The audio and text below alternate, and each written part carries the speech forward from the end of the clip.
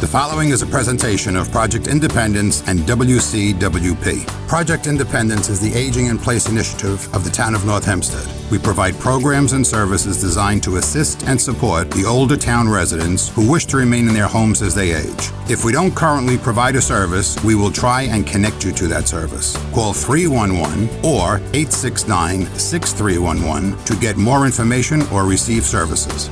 Welcome to Project Independence and You. So welcome to Project Independence and You here at 88.1 FM and WCWP.org. I am your guest host today, Rebecca Miller, along with co-host Otto Lohse and our wonderful radio show producer, Christina Liu. Our guest today is Jorge Martinez, and George is the Deputy Commissioner of Nassau County Department of Human Services Office for the Aging. So welcome, George, and thank you so much for joining us today on this day after Henri, the hurricane, where it feels like today is like worse than it was yesterday in some parts. I don't know. But how are you doing, George? How are you holding up at the county? Well, so far good. First of all, good morning, everybody, and thank you so much for having me on. It really is a pleasure to be with you today. And you're right, though. I think today's weather is actually worse than it was yesterday. But thank God we're wet, but we're okay. Great. Yeah. Thank God they were wrong a little bit. Yes. A little bit. It's all like them to be wrong, you know what I mean? The weather people, so it's amazing. Yeah. I heard one comment that they said it's better to be prepared for the worst and then it's not to happen. So that's a good thing.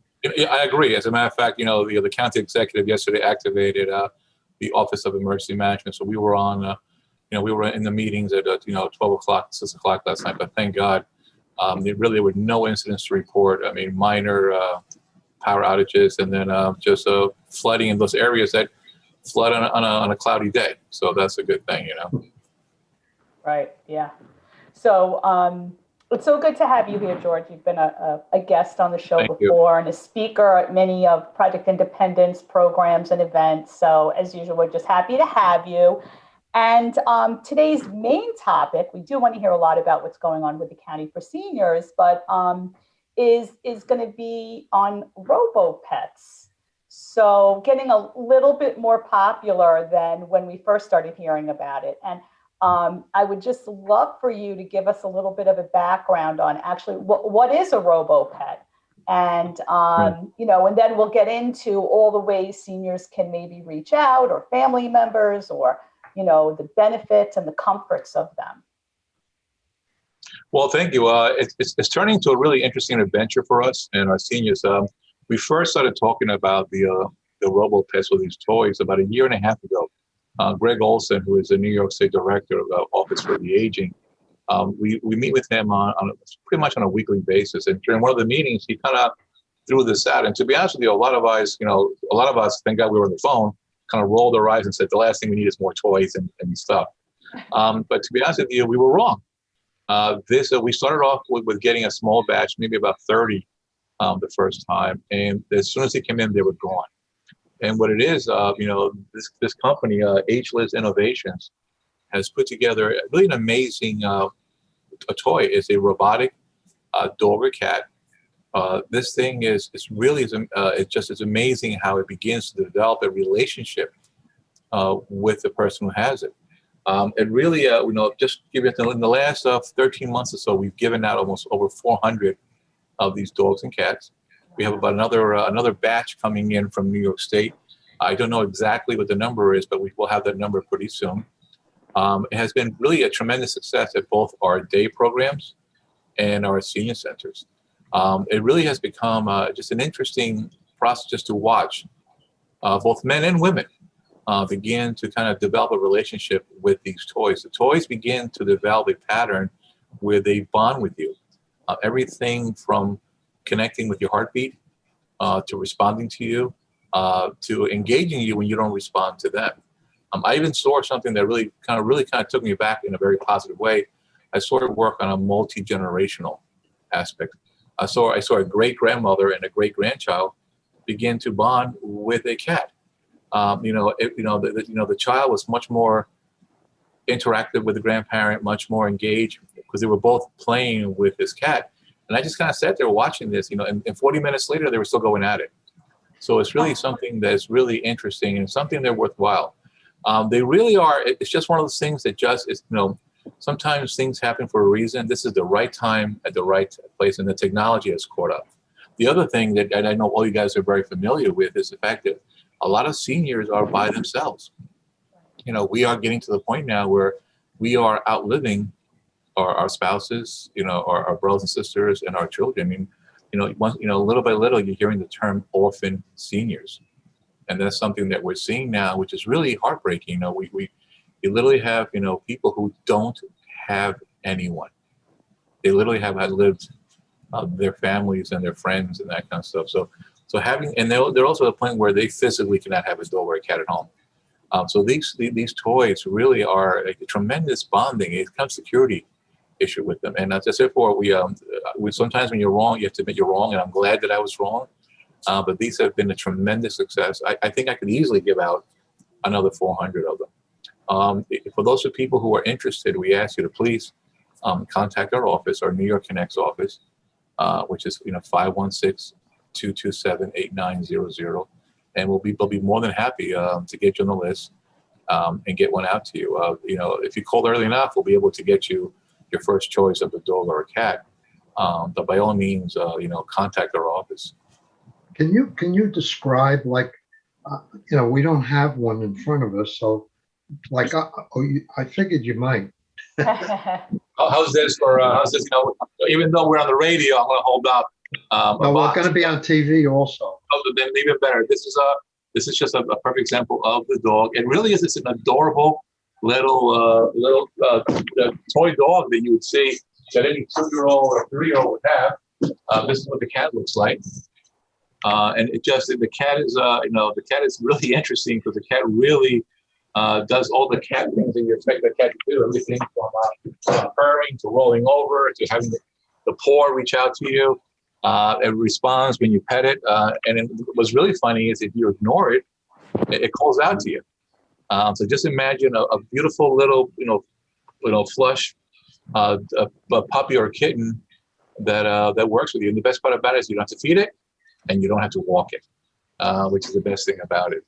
You have to charge it? Excuse me? Yeah. Do you have to charge it? It comes with batteries, so the batteries last quite a long time. Very easy to replace, but it's just amazing. And recommended at nighttime turn them off, that kind of stuff. But it really is amazing how this thing just begins to develop with you, and it's a great calming. As I said before, we have some of our senior centers actually keep a few on hand when some of the members begin to get a little agitated or a little bit. They bring the dog cat out, and it right away has a tremendous calming effect on those seniors. It's just a cute little pet. If I'm trying to visualize, do you talk to the dog or the cat? You can talk to it. It responds to you. It will, in the dog's case, it will bark. It will growl. It will verbally respond. Yep. It'll engage you as you go along. And I swear to God, I'm familiar with 2 people who have them. I think that the kind of people have named their pets.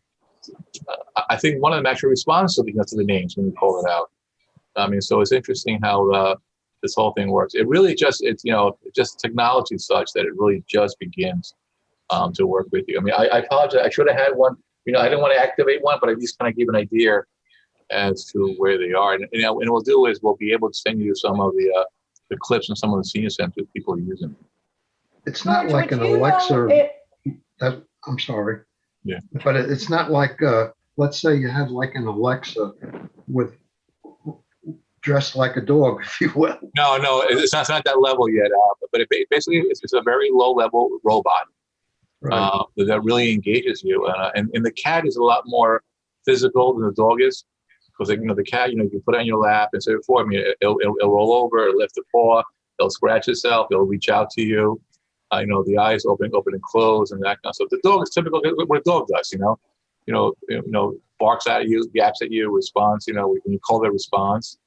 And also when you ignore it, it kind of does a little yappy. Hey, I'm here. How come you're not petting me and playing with me? When you had a talk right in the beginning, you said that it's like also a multi-generational kind of companion. So if the dog or cat becomes familiar with its main companion and then the grandchild comes, will it respond to the grandchild and become familiar with that, or just like kind of It did. From what I saw, it did. In fact, the box says it's from ages 5 to 105. So it really covers the whole thing. Yeah, and what I saw was, both the 3-year-old and the 85-year-old, the cat was playing with both. In fact, it was funny because the 3-year-old was complaining that the cat scratched him. Which I thought was actually pretty funny. I mean, obviously the cat didn't scratch him, but it was just, that's how interactive, how real the 3-year-old thought the cat was. I mean, this is one of those things where, technology, is coming down to our level where we can afford it. And you can just imagine what the second and third generation of these things will be. This is still the first set that came out. I know we are, Greg Olson is talking to the company, and we have given him a lot of feedback. Everything from, additional colors, additional shapes. Right now, the dog only comes in the one color, which is the standard, baby golden retriever. And the cat currently comes in 3 colors. The gray, the calico, and I believe a black cat. So we're looking to get, kind of get more of that. There also, surprisingly, are, of all things, the company is working on birds, trying to have birds, and they feel the birds can be even more active because they can sit on a walker, they can sit in a wheelchair, and you can hold it in your hands. So that's the next animals coming out. We have not seen them yet, but that's what they're telling us are coming out. They said we are really, really surprised at just what a tremendous positive feedback we've gotten from these toys.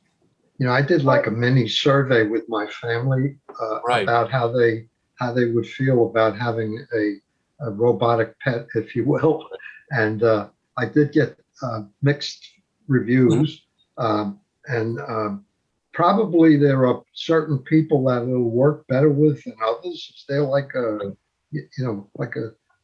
more what would be the right word? A target audience, if you will, that would be better than others. Mm-hmm. Yeah, what we're seeing is, we're seeing, unfortunately, those seniors who are by themselves. They live by themselves, or they have limited family connection. The son or the daughter works the whole time, so they're seeing mom and dad, once or twice a week. So we're seeing that, but also, and this kind of gives them a chance to kind of grow into it. We really are seeing a lot of this, a lot of very, very positive feedback, and particularly we're seeing from our center managers where they're seeing it at their level, very interesting engagement on that. And I apologize. We'll make sure to get 2 out to you guys, both to you, Rebecca and Otto. We'll get one. We'll both get a dog and a cat to you guys, and you guys can find out who gets the dog and who gets the cat.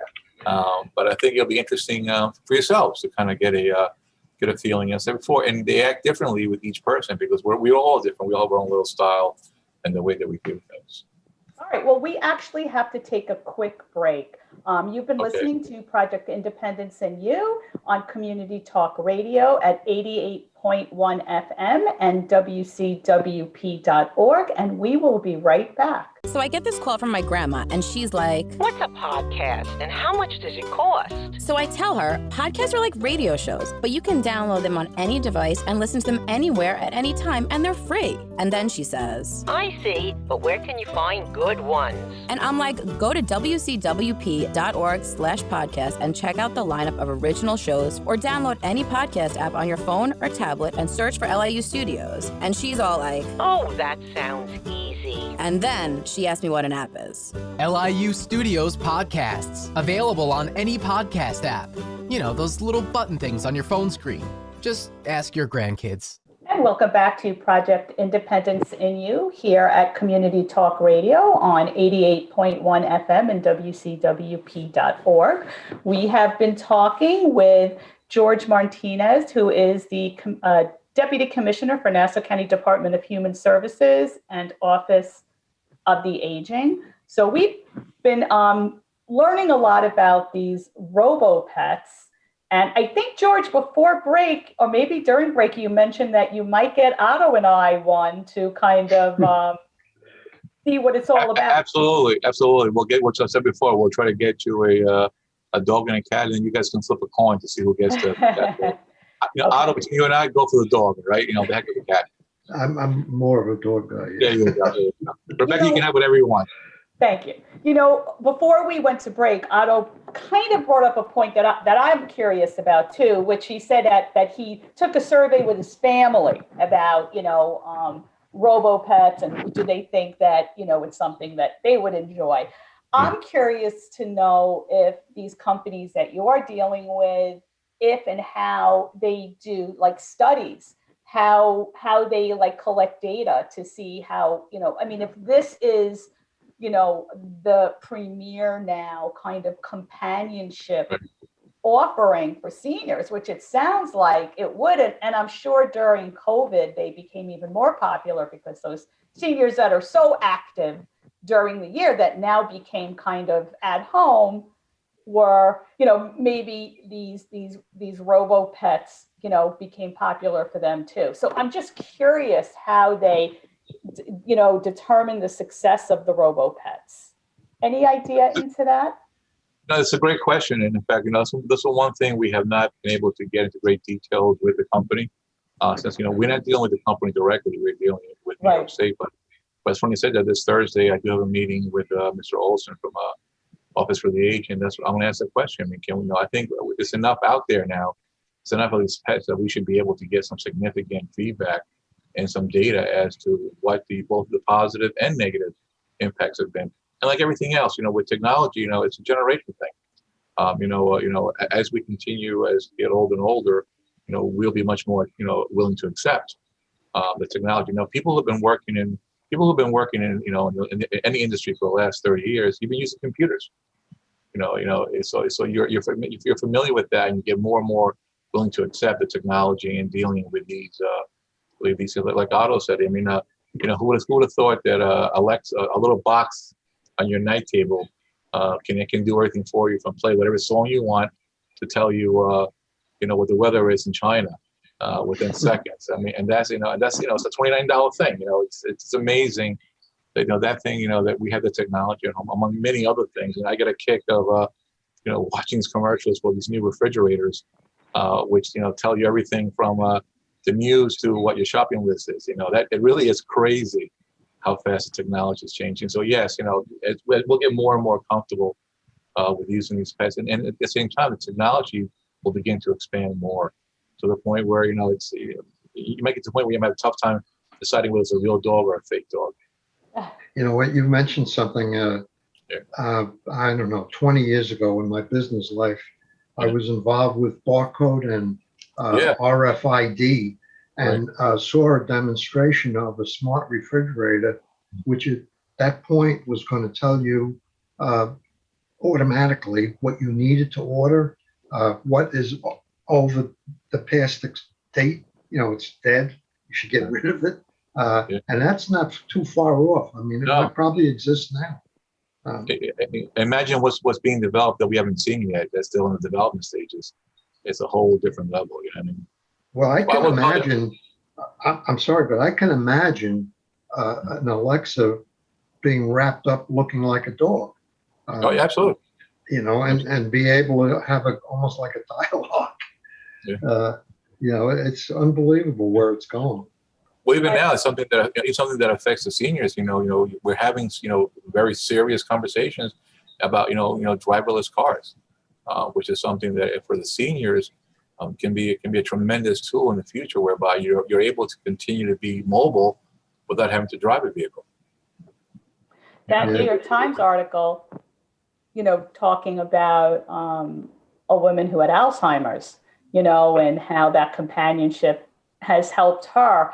And that was another kind of thing that I'm thinking of, because it really is this true kind of companion type robot, if you will. And I'm sure that it would do great for people in the hospital who you can't have your animal with you, someone who's been in the hospital long term. And, I know that they do have programs where an animal will come and visit, sick patients, and they get to pet the animal, and, they show that it really, perks up the patient in that way. So No, I wonder absolutely. if they're, having No. that kind of robo animal for that scenario too. Right. Well, they I'll- couldn't I'll- have the therapy dogs could not visit nursing homes during COVID. And I have a sister-in-law who's in a nursing home, and they do have a few robo-pets there out in the east end of Long Island, which they share. They're not allowed to have their own. I mean, just last week we met with the Long Island Alzheimer's, and they're getting another batch of dogs and cats for their day program because they have seen a very positive feedback where the people come to their programs. Do you know what that feedback is? Like, what is it that? Just a very common effect, responsive, really kind of, as I said before, it's an interesting bonding, and it's different for everybody else, but at least it's something in the right direction. Anything that we can do to make people feel comfortable, feel secure, just feel they're part of something. It's Right, really it's a connection. It's like Absolutely. a connection that people Yeah. have, which is what Yeah. all humans really want is, to have a connection to something and a companion. And I think it's wonderful. It's just, I can't wait to see the next generation. right. Well, the robo-pets is really just one small part of what you guys are involved with. And I think it might not hurt for people to know that there is a department called the Department of Human Services in Nassau County.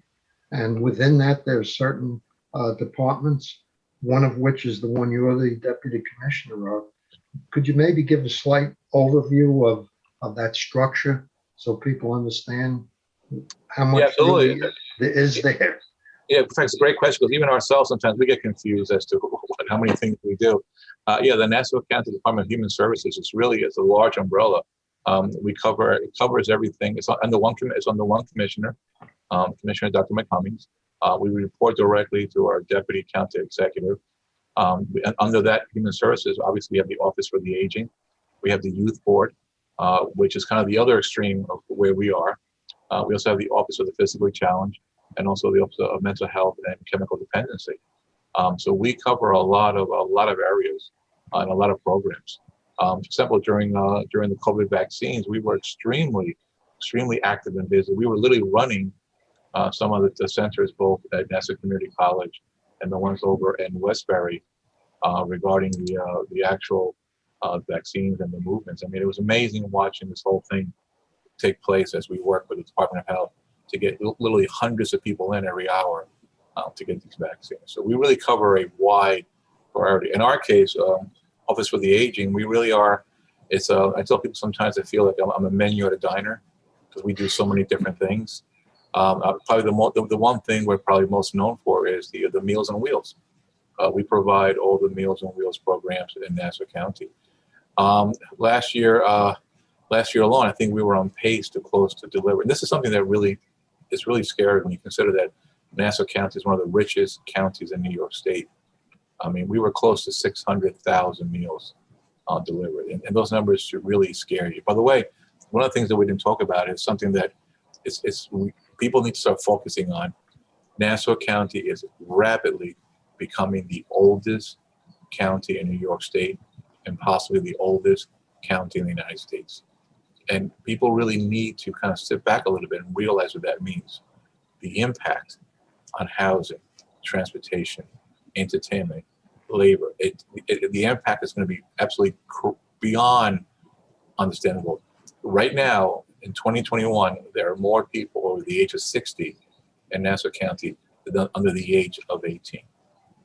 So Wow. think of the We impact. certainly know about that in North Hempstead. Yeah. I think we have the oldest town in Nassau County. I think you do.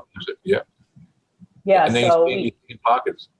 Yeah, I mean, and it's not just here alone. I mean, of all things, a couple months ago, I was talking of all places, the mayor of Horsehead, New York, which is up in the Finger Lakes. The more than 60% of their population is over the age of 60. So I think the whole country is going to see the aging. Our country is aging because we have the baby boomers, right? AARP put out that survey where they had 10,000 people a day are turning 65. And that will be going until people born in 1964 are turning 65 because that's kind of like the baby boomer. So every single day, 10,000 people are turning 65. And, on the other end, George, is, I think we talk about this too a lot, is that people are living so much longer. So Yes. where we've got people who, it's not so unusual today. I mean, I remember when I was younger and I would hear about someone's grandparent even turning 90 was a big deal. Now people are turning 100 and it's not, I mean, it's nice. They do a little certification thing or, but it's not as unusual. I mean, I think we're hearing people turning 110 now or 105. That's like the big, birthday. The big thing. Yeah, we see it in our office when I first got here. Is you're right. It was when somebody turned 100, we made a big deal about it. But we were getting so many requests. We were like, what? Congratulations, you turned 100. Come back to us when you're right. Now, obviously, I'm kidding. But it's it became almost a common thing where before, and that's creating a lot of issues that we really need to stop and say, okay, folks, there's a couple of things. Everything from we are outliving our savings. We are outliving absolutely our limitations as far as transportation, housing, and also our needs are changing. We are that generation, that post-war generation, really it has a certain standards that they're used to. Much more mobile, much more active, much more. So these things are, you just don't sit in a farm waiting for the corn to grow. We're a much more active society than we've ever been, and it's really taking a toll. So in fact, we have begun. I know you guys in North Hempstead have done a great job with age friendly. So we're looking at that and taking that very serious to make sure that we begin to move this county to be an age friendly county with everything that falls into those things. Right, because we don't really know the needs of mass people turning 100, 105. I mean, we kind of have a handle on the needs of people as they age, but we've never seen, people getting so much older. We actually have to take a quick break right now. You've been listening to Project Independence in You here on Community Talk Radio at 88.1 FM and WCWP.org, and we will be right back. Take WCWP with you wherever you go with the WCWP app. Listen live 24/7 to all of our streams, all from one app. Plus, call the studios directly from the app and visit our social media. Download the app through the iOS App Store on Apple devices or the Google Play Store on Android by searching WCWP Radio or visit WCWP.org for links. The WCWP app, available now on iOS and Android devices. And welcome back to Project Independence in You here at Community Talk Radio 88.1 FM and WCWP.org. And we've been speaking with Deputy Commissioner of Nassau County Office of Human Services and Office for the Aging, Jorge Martinez. George, thank you for all this information. And we're kind of learning a little bit more about the Office of Human Service and also the different areas under Human Service, including, of course, Service for the Aging. So before the break, I know, Otto, you had some interest in learning about the different departments. Well, I was very surprised, frankly, like Office for the Aging, and I read and I see they have 70 programs. You're involved with adult daycare, senior centers, all kinds of different stuff, including legislature stuff that might be important for seniors. And I was just wondering, you mentioned Meals on Wheels as being one of the bigger areas. What are some of the other primary areas that your department, Human Services for the Aging, gets involved with? Yeah, I guarantee I'll leave some out. But before I do that, one of the things I have to say is I'm extremely lucky. I mean, I have a tremendous amount of coworkers. The staff for Office for the Aging, I can never say enough good things about them. Sometimes people who work in the government, civil servants, get a bad reputation. Not here.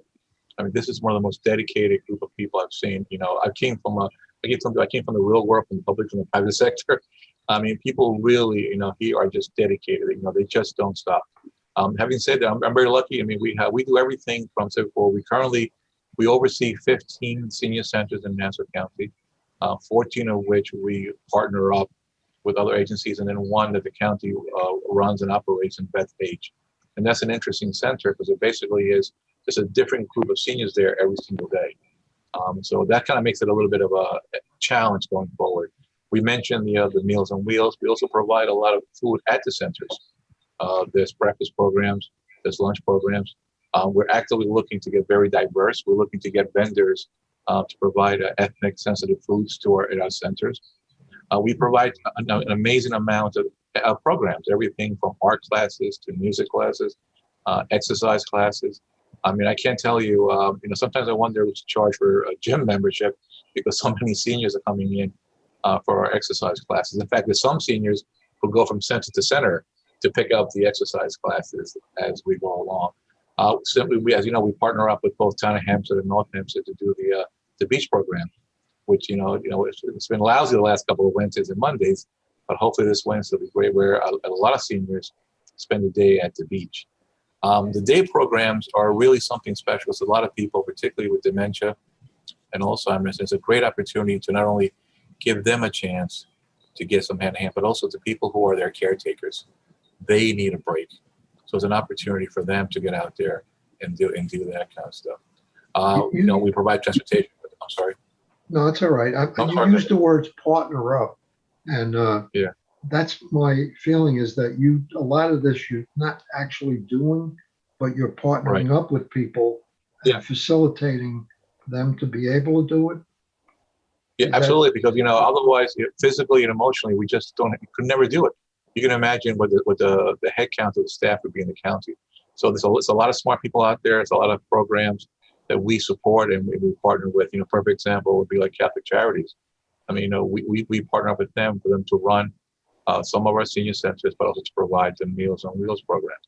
With EAC to do the same thing. They have the ability, so we partner up with them. We kind of come together and build that team. And I call them partners. That's exactly what we are. We're business partners. And we do a really good job getting that done. And we're able to get into communities that normally we just couldn't get to.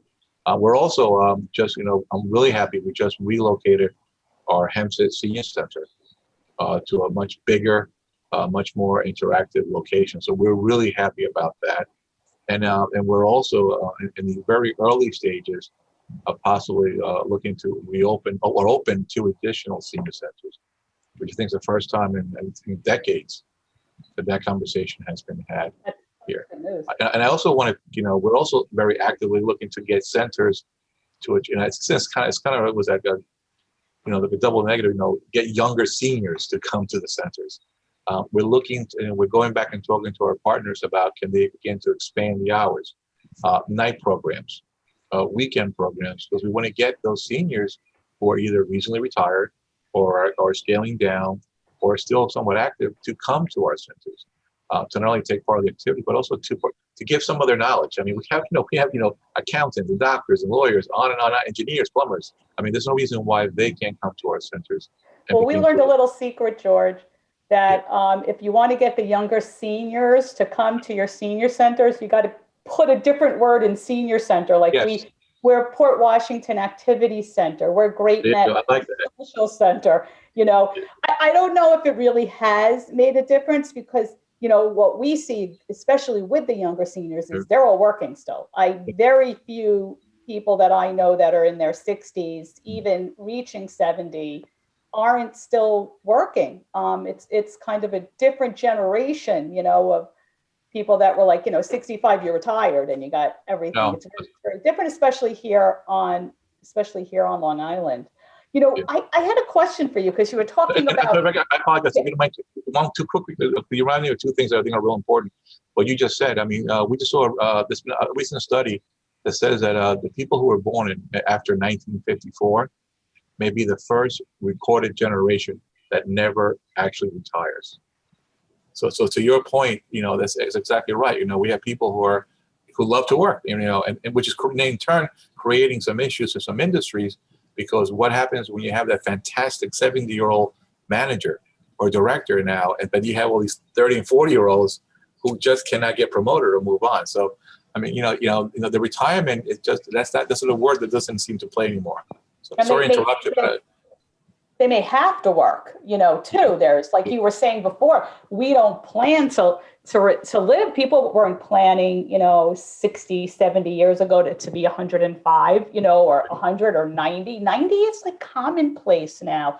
So it's you have your seniors who love to work, who are energetic and, still enjoy, love what they do. And you have people that, maybe are raising a younger family, a different generation, and have to continue to work. I like the word rewirement as opposed to retirement. I'm taking down. You guys all marketing, ex-marketing people, or what? Because I'm seeing all these great. You're right though. Otto always has a nugget. Well, it's true. I mean, yeah. In my case, I can tell you, I rewired my life doing stuff, and maybe it's not what you did before, but you take advantage of your life experience, which we all have, whether we know it or not, and maybe give that value to somebody else somewhere along the line. But you're rewiring your life. You're not packing it in. Right. And a lot of us, complain, but we actually do like what we do for a living. We enjoy the freedom. We enjoy the money. We enjoy the, stuff. In fact, one quick thing, with all the horrible things that are happening through COVID, there have been some positive things. And one of the things that we are seeing is we're now getting seniors who were before were right on the edge. These are people who are working part-time, who have things going on, and COVID just knocked them right over.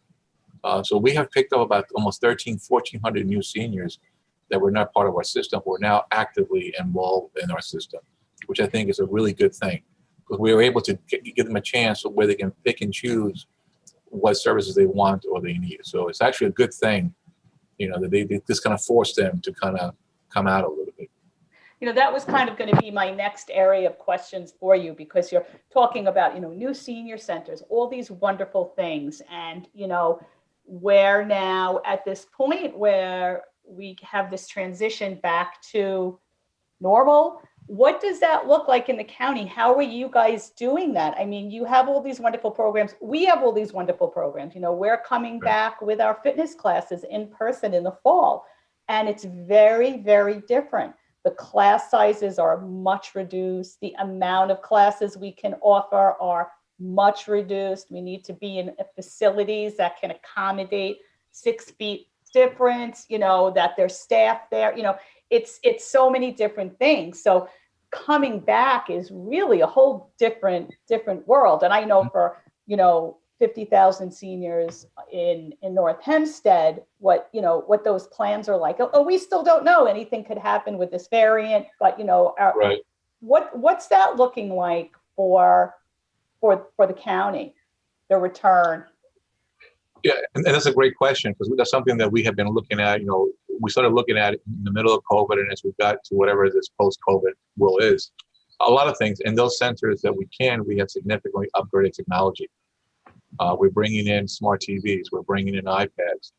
We're encouraging and sometimes forcing remote classes, encouraging the seniors, to come in on the Zoom aspect of it. We're also doing a lot of weather permitting, a lot of outside activities that we didn't do before. We're also working with our centers to begin to expand that day. So it's no longer, a 10 to 3 o'clock. Let's do some morning classes. Let's do some late afternoon classes, some night programs, some weekend classes. Also beginning to cut the days in half, where you have, one group in the morning, one group in the afternoon. I'm also pushing real hard to continue the grab and go meals, where seniors can come into the morning program, grab a meal and go. I'm also looking to begin to work with some dinner programs where they come in, also grab a dinner and be able to take that home with them. The other thing is we have significantly impacted the farmers market program this year. We have extended our partnership with Cornell Cooperative, where we're actually doing multiple mobile markets every week now. So we're bringing the markets to our senior centers, to the housing authorities, to the parks, to churches. Right. So we're going to probably quadruple what we did post-COVID as a number of markets. Once again, to encourage people to come back to the centers, because that market are there. But the 3 biggest things have been technology, and we're investing a lot of money in that, and particularly with the mobile, where the seniors can take with them and be able to kind of interact more, and also the programs. We're also telling our managers they have to get creative. They got to come up with, with classes and programs that are really attracting people who normally, kind of bring them back little by little. Because it's going to be a process. You said something that, as they know, is very near and dear to my heart, and that is seniors getting involved with technology. And I like to approach it from the fact that you do not have to be computer literate. That scares people, all right? You just have to be able to hit some key or something on a tablet and or talk to an Alexa, and all these technologies can do great things for you, and you do not have to be a computer guru in order to do them. I couldn't agree with you more. I mean, just literally press a button or just touch, set it up whereby the senior, if they want to take a chair yoga class, they can just press a button and then go right into the Zoom and right into the class. Yeah, I'm happy to hear you say that. The county is, your department is high on that and pushing it, because thinking back during COVID, those people who had at least accessibility to the internet, they had a whole another dimension to their life compared to somebody who does not have that. And people have to stop being afraid of it. I think that's a lot of it. There's nothing to fear. You don't have to be a genius to do it. No, and I will tell you, so seniors do a good lie. I don't say they do a good job of not telling the truth all the time. And we found out in the middle of COVID, we found out when we were giving out masks, cloth masks, we gave out about 70,000 masks. We did not advertise at all that we were giving out masks. We were getting hundreds and hundreds of phone calls every day from seniors. We were asking, how'd you find out about it? And the answer was, well, so-and-so emailed me, so-and-so text me. We have to take a quick break right now. I'm sorry, George, but I do want to hear that information. You've been listening to Project Independence and You here at Community Talk Radio, 88.1 FM and WCWP.org, and we will be right back. WCWP is your home for great music and great conversation. You'll find all that and more on WCWP.org. Listen live on the web, check out the lineup, subscribe to podcasts, and stay up to date on the latest station events. Get in touch with us and let us know if you like what you're hearing. And find out how you can support or get involved at the only community public radio station serving Nassau's North Shore. Plus, sign up to get a free bumper sticker. It's all online at WCWP.org. And welcome back to Project Independence and You. You've been listening to Project Independence and You here at Community Talk Radio on 88.1 FM and WCWP.org. We've been talking with Jorge Martinez, who is the Deputy Commissioner for the Nassau County Department of Services for the Aging. And, I can't believe it's the last 15 minutes. So we do want to get right back into it. I know we have a lot of technology questions, but because I'm hosting, I'm going to just throw one thing out there before we started. One of the things that we learned during Project Independence is kind of, we definitely want people learning technology, but there is just always going to be the seniors who don't have a computer, they're isolated, they're homebound for whatever reason. And one of the things that Project Independence did over COVID was we started with North Hempstead Television. So we did Fun Day Monday on North Hempstead Television. We did the fitness classes on North Hempstead Television, and we're going to continue it. And what we learned was it reached a certain group of people who don't have computers, who are not computer savvy, but still like to watch their television and flip the channels around. And we got a lot of calls from seniors who said, I had no idea about this program, or, they would call 311. So, technology is very important, but we still have a group that are not savvy, don't have a tablet, don't have a computer, don't have a smartphone, and they're perfectly happy. So, they're there too. So, that's why this radio show is still so important. For so many reasons, clearly, wonderful guests and information for all, but also because it is still on the radio. And there are seniors, again, that, listen to the radio, and seniors that watch their television. So I do think that when we talk about seniors that are isolated and frail and don't get out for whatever reason, there still is a mode to get information to them. And that is, through the television and radio. So eventually it's going to be all technology, but right now you can run ads, you can continue to do the things that the county does, that the town does on television, and explain the ways they can get this information, making a phone call or something like that. So I wanted to just put that out there because it was something, George, you had mentioned, something that we learned during COVID. And had it not been for COVID, we would never have really thought about it, but it really still is a very important way to connect with seniors who are homebound. It's an excellent point, and you're absolutely correct. Unfortunately, we don't have the TV, but one of the things that we did do is during COVID, we requested that all of our managers and assistant managers contact those seniors that we know that didn't have the access every day. So they were getting phone calls from us every day, right? To kind of to get their bridge going, and that was something that the feedback there that was extremely positive. That these seniors at least once a day they were getting a phone call saying, "Are you okay? Give me things." The other thing that we're doing is we are going to be investing in transportation. We're going to be working with our senior centers to acquire the van and the buses that they need to get more people and more times during the day to come to the centers, and also to do other activities. One of the things that when we begin to get back to whatever normal is going forward is we want to encourage more outside programs. Like for example, this year we normally have a large conference in May, but because of the COVID we canceled it. Instead, we're having 5 to 6 outdoor lunch programs that will be running through September. So that's kind of things once again to encourage people who normally wouldn't come to the center, but they'll come to we do it at a farm, and it's a nice way of getting people out of their house, come to have a nice lunch, have a little entertainment, and kind of do a tour of the farm. So it's been really, we've done 3 so far, been really, really positive. You mentioned smart TVs. I had an unfortunate story that took place, which they've heard before. I'll make it fast. My son-in-law's father wound up in the hospital, 96 years old, during COVID, goes into the emergency room, broken hip. Nobody can go with him. He has 5 children. He's in the nursing. He winds up going to rehab, and they found out they can't do rehab. And then he ends up in a nursing home. And during this whole process, communication was terrible. There was none. And he finally dies with nobody, and he's got 5 kids. Oh, gosh.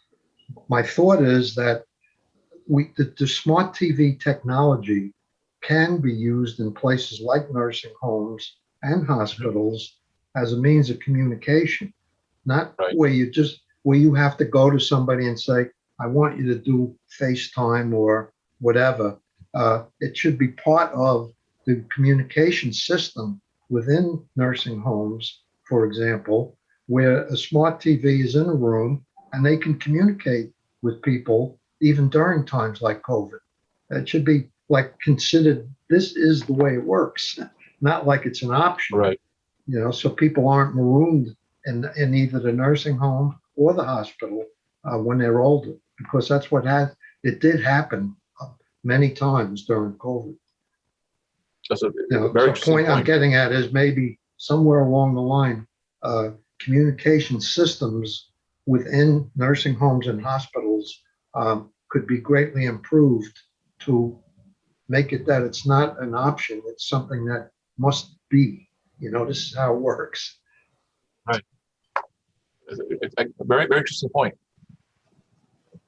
Yeah. No, it's not easy, I'm sure. I mean, I understand enough about technology that you can't just pop a smart TV in every room and have the whole system be in place, but it's a goal, let's put it that way. Absolutely. I mean, it's definitely, a great goal, because I don't know how Project Independence would have made such progress during COVID if it wasn't for, not just the smart TV, but, being able to do Zoom and the different kind of technologies that you could actually do Zoom on. It's not just your laptop, it's your tablet. You can get internet on your smart TV, on your cell phone. So there's just so much access. And, it is so important because like we were talking with, with the RoboPets, connection is so important too. I mean, staying connected, the companionship and everything that's, it's just so important. It's just amazing where we've been since the beginning of COVID and where we are now. And I think that we've learned so much because I think staying in touch with the seniors during COVID, we became so much more familiar with what's happening with seniors because like, George, we had friends calling friends. You're doing that. You're making sure that everybody is safe at home. Everybody is just that the connections that we've made to our senior population is great. And I think we're going to see a positive outcome from all of it. And I mean, that's what I'm hoping. And I couldn't agree with you more. Like I said before, I mean, with all the negatives of COVID, there's been a lot of positives. It's given us two things, and back to Otto's point and your point, it's forcing us now to do things that before we either didn't want to do or couldn't do. Something like Zoom. Zoom is something that's going to be here. Whatever the next generation of Zoom is here. I mean, and we're using it more, and people have more acceptance of it. In the business world, you're seeing companies going to cut back their square footage, cut back their office space because they can do this at the same. Family reunions now. I mean, it's a lot easier to do that. I mean, your idea of technology also is getting less and less expensive. So yeah, so your question about the nursing home, it's just the cost of doing business. It's something that's smart, and I think you'll see the smart nursing homes, the Bristols and those places, begin to put that technology in because they know this. They'll pay dividends down the road. And like I said before, and your thing with the TV, that's a great thing because people are home. Those public access channels really have a tremendous viewership. People watch it, and it's a great source of information and comfort for a lot of people. And this show will be on. Okay. People will be watching this on our. Oh no! Now you tell me. I got to fix my hair again. Great. You know what I mean? They tell me afterwards. No wonder you guys look so great. I knew something was wrong. The makeup didn't come to my office. It came to your office. There was things that you told me a radio show. Many people working here for me. Right. Big staff. I got a face for radio, not for TV. Yeah. Zoom is a classic example. I mean, you are a busy guy and you have lots to do. And under normal circumstances, you would have driven to the LIU Post broadcast studio and taken up an hour or two to get there and hang out with us for a while and then go back and work. So you saved a lot of time and then enabled us to have you on this show, which might have been a problem otherwise. You just couldn't get it into your schedule. Yeah, no, this is a work. It worked out great. It's important. It gives us the opportunity to really engage on things that maybe we couldn't do in the studio. So I'm on vacation. I could do it from my dining room. There you go.